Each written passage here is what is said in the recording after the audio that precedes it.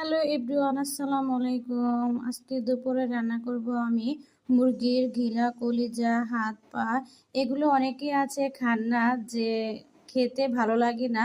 Actually রান্না করলেও কিন্তু যে জিনিসটা আপনি খান না, ওই জিনিসটা যদি মজা হয় তারপর কিন্তু খাওয়া হয়। অনেকে আছেন যে এটা আলু দিয়ে রান্না করেন, ঝোল দিয়ে। আমি রান্না করি সবসময় পেঁয়াজ দিয়ে লাল লাল করে ভুনা করি। আগে ফার্স্টে এগুলা ভেজে নেবেন, তারপর রান্না করবেন পেঁয়াজ দিয়ে। এ তরকারিটা অনেক মজা।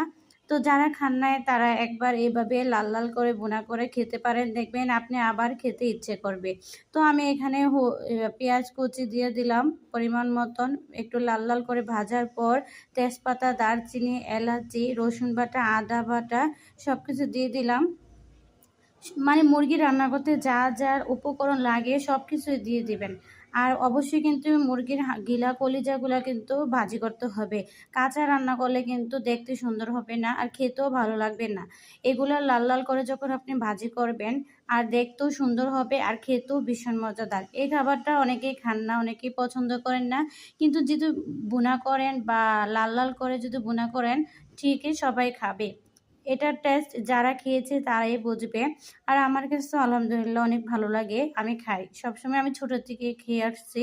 আমার আম্মু এগুলা লাল লাল করে ভাজি করে তারপর পেঁয়াজ দিয়ে একদম ভুনা ভুনা করে। আমার বাসায় সবাই পছন্দ করে। তো আমার দেখেন বলতে বলতে কিন্তু মশলাটা কষানো হয়ে গিয়েছে। এখন আমি যে মুরগির ঘিলা, কলিজা, হাত পা আছে এগুলো তো ভাজি করে রেখেছি। তো ভাজি করার পর এখানে আমি দিয়ে দিলাম। এখন ভালোভাবে কষানোর পর ভালো করে কিন্তু কষাবেন। মশলাটা যতক্ষণ পর্যন্ত উপরে তেল না ভাসে ততক্ষণ পর্যন্ত কষাতে হবে।